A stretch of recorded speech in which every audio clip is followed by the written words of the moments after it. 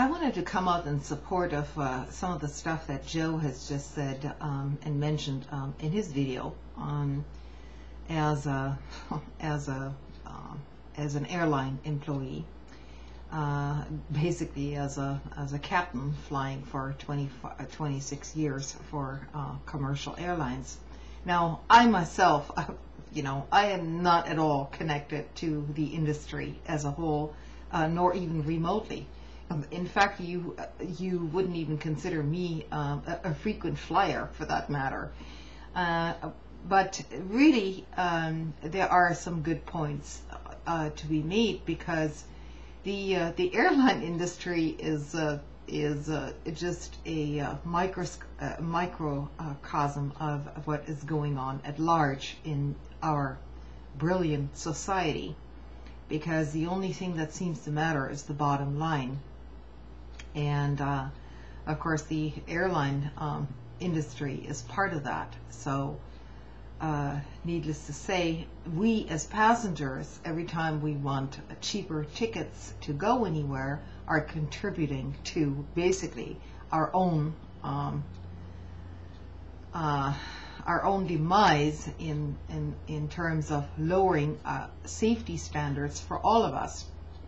Now, I've talked to several other people working for the airlines outside of Joe, and some of these people have told me, well, it is a race to the bottom. There's nothing else the airlines can do, because the competition is so vast that they basically have to cut wages and so on. Many of these people are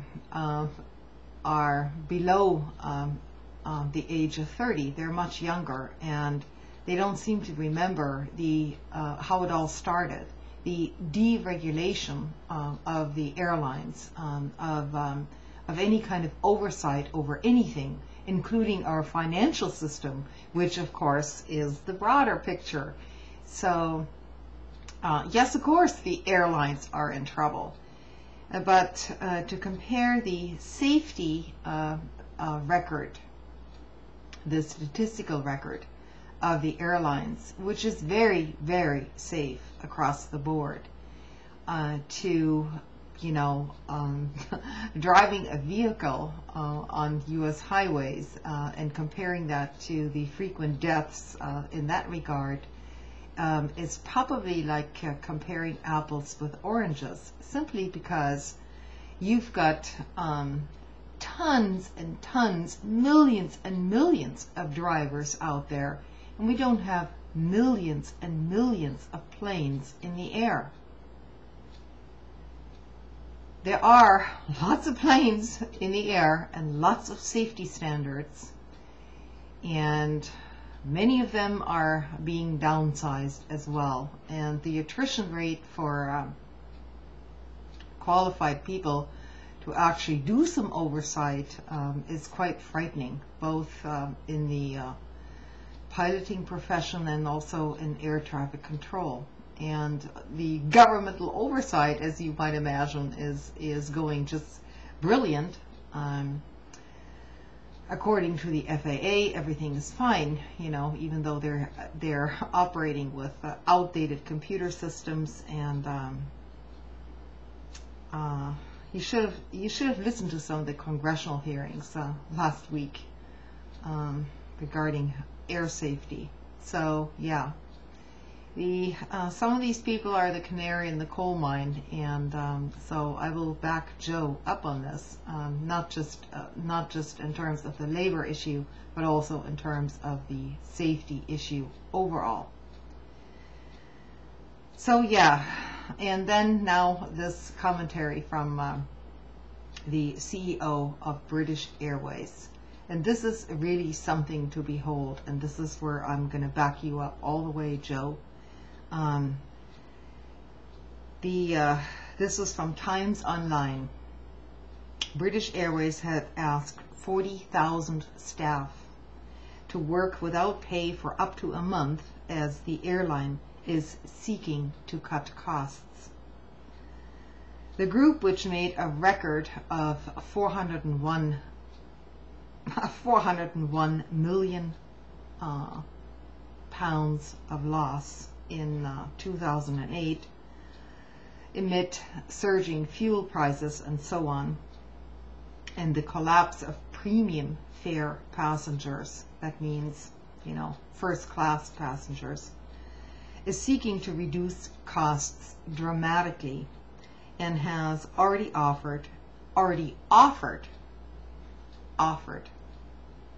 staff unpaid leave or a reduction in hours. Willie Walsh, British Airways chief executive, has now gone a step further by asking staff to volunteer for between 1 and 4 hours a week of unpaid hours and unpaid work in what he says is a fight for survival. Mr. Walsh, who said last week that he would work for free in July, this is after he has made millions as a CEO, of course, has set a deadline of July 24th for employees to volunteer for unpaid work.